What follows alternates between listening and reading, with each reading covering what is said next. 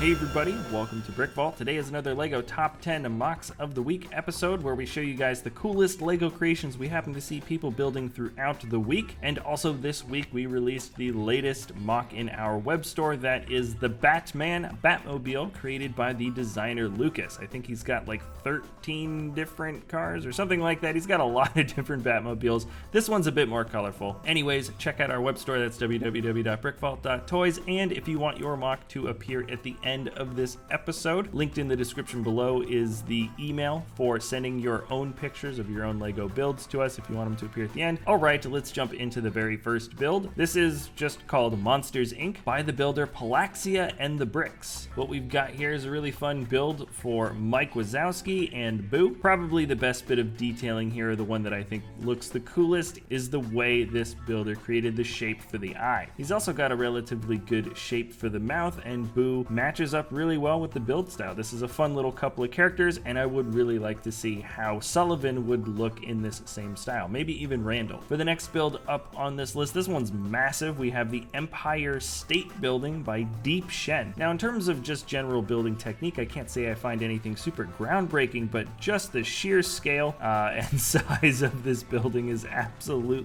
it's just awesome. It's really impressive. I think the proportions are amazing. I don't actually know exactly where all those little corners and nooks and crannies and stuff would be on the Empire State Building, but it looks incredibly accurate, and I have a feeling the main builder would have paid attention to things like that when creating a structure this big. They've also done the Chrysler Building, which looks amazing as well and definitely worth taking a closer look at. For this next creation, it comes from Lego Fjotten. I think the F is silent for the name, don't judge me. Anyways, this is called Pirates Carnival Float, and it was built for a lug competition. I'm not sure if there was a size requirement for that plate at the bottom, but it is a relatively cramped build with a lot of fun details. The build for the fort is really fun. I like the combination of those modified tooth pieces with the cheese wedges on top, and that missed cannon shot looks great in the water, because not only do you see the trans clear 1x2s kind of spouting out, but you can see the white water rippling around and even lighter blue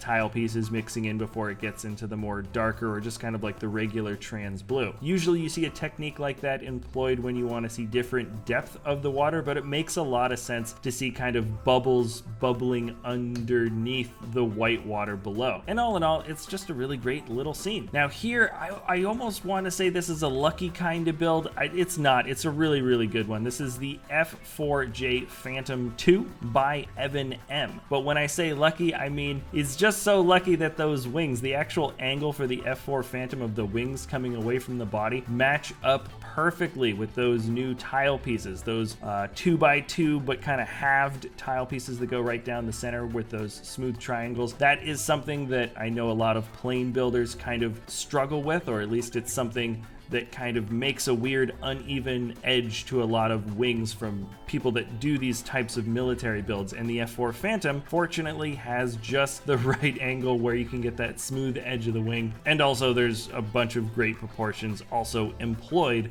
for this type of ship. And this is just one of the best fighter jets that I have seen done at what I presume to be minifig scale. Now moving on to the next build, this is actually a series of 4 different builds by Klaus Hoffmeister, and what we have is a micropolis or a micro build for a city in 4 different sections. So it's done kind of monochrome or almost completely monochrome, with each section having just one color generally sort of highlighting a particular aspect. This first one is the administration section of the micropolis, so you can see a lot of big buildings. It looks like this might be sort of the downtown business district, and the inclusion of monochrome or just predominantly white definitely draws your eyes to a lot of the fun little techniques that are employed. The other sections of this metropolis include aerospace with some red highlights, agriculture with green, obviously for greenery, defense, which shows a wonderful build for a wall in kind of a desolate landscape, and the last one is residential with a lot of houses, apartments in what I think is a gated community. Anyways, I think the simplicity to the base design for a lot of these builds being done in total white draws your attention a lot more to just sort of the general building techniques, and it's definitely something worth taking a closer look at. Now, to sort of cleanse the palette, this is another micro build, but done in a very colorful fashion, and you can see a lot of fun building techniques here. This is from The Amazing Summer by the builder DVD. Personally, I like the break line of the surf, where you can see a bit of more color kind of underneath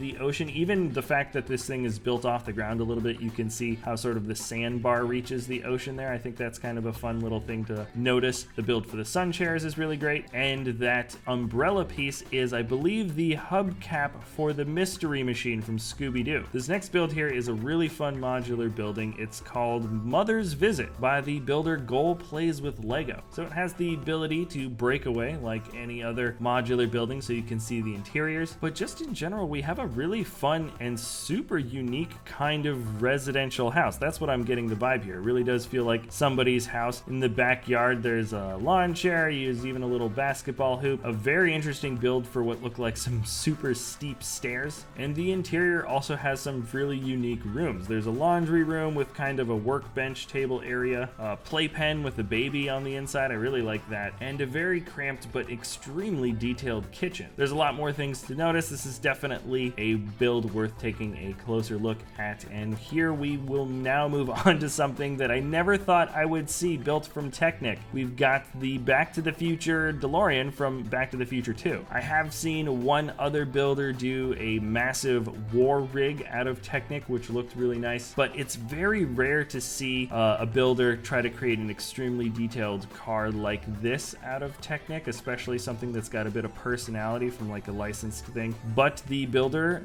the W. Warren, I think that's how you say it, he did a really good job putting this thing together. Granted, there are a few areas where he used some glue or tape at least to kind of get certain details to stick out. There's a lot of custom stickers and printing, but just the general build that makes up this DeLorean is really top notch, and it just feels like a bit more of a sturdy, strong, and detailed bit of Technic when you take a closer look at his stuff. Now, here's another builder that breaks the rules a little bit just in terms of coloring the parts, but you can forgive that immediately when you take a look at what he's putting together. From Bricks on Wheels, we've got the Harley Davidsons. He's got a few different kinds. His latest one is actually an all black, being the Street Glide. I guess that's the name of this one, which does look amazing. It does look very good, but I'm absolutely drawn to the Softail custom one that's in the sand green and just all chromed out. So most of these pieces I think have been custom chromed, if not maybe all of them, but the build just fits amazingly well, and you pretty much forget that you're looking at a custom Lego creation when you see this one or the one in gold. Now, I don't know how he got those handlebars to stick up so high. Maybe he was breaking some rules on this build, but I absolutely love them. And now this is very interesting. I've never put the final and last build as a full-scale weapon. It's not really something that we generally promote on this channel, but this is an amazing build, and Nick Brick really knocked it out of the park with this gold pistol. It's a 1947 pistol from Wolfenstein, so it is actually based on the detailing from a video game. It looks like one of those Lugers, one of those German Lugers, and it is a really amazing build. The proportions and shapes and details that make up the final product here is just really top notch, and it's definitely worth taking a closer look at some of his other builds. He's done other weapons and other types of builds, but this feels like we get some of the most high quality detailing that we ever usually get from life-size weapons. Shout out to Zazie Nobbies. Now, that's basically it for the top 10 mocks of the week. It's not really a competition on what's the best or worst. I just kind of like to show you the 10 favorite mocks that I've seen throughout the week. And if you want your builds to show up at the end of the episode, remember we have a fan mocks email linked in the description below for sending over your pictures. And that's it for this episode. So thanks a lot for watching, and here are the fan mocks of the week.